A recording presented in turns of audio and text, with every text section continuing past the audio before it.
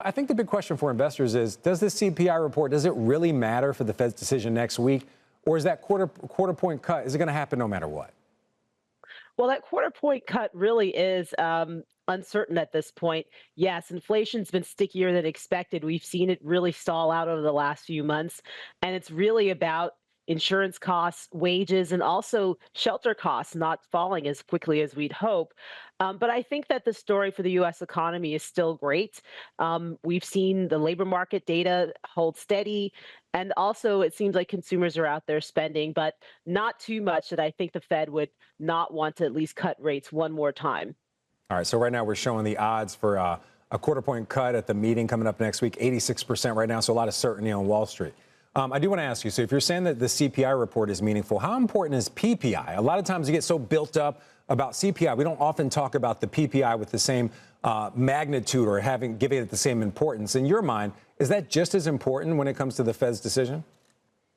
It's less important because what businesses face aren't exactly what they pass on to consumers. Sometimes businesses will cut costs elsewhere so that they don't have to pass the entire increase onto consumers. So what we've learned over the last few years is that businesses really don't have the margins to absorb higher costs. And so we are seeing that flow through inflation. And the greatest cost really for them is labor costs. And that's coming because many companies are experiencing labor shortages and they're having to bid up wages and benefits in order to attract and retain talent. All right, so you mentioned that businesses don't always pass along some of the increases that they're facing to the consumer.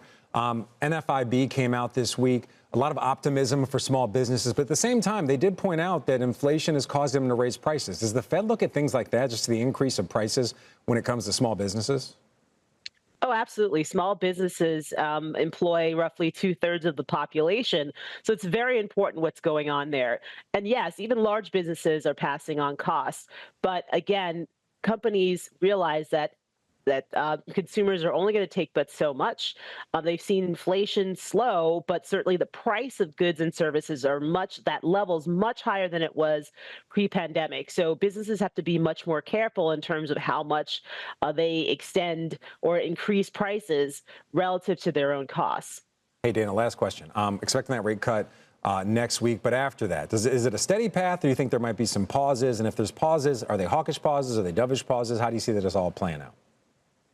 We definitely think there are going to be pauses next year. We've changed our own outlook, whereas we thought the Fed might get to its terminal rate probably in July of next year. We've pushed that out to October. So we're not expecting any cuts in January. They'll probably come back in March. Again, there's a lot of uncertainty. You have those underlying pressures that are already there, but then there's also policy uncertainty. What does trade policy look like? What does fiscal policy look like? And if any of those actions that have been proposed happen, some of those things are highly inflationary. And so I think the Fed is going to be meeting by meeting and highly data dependent.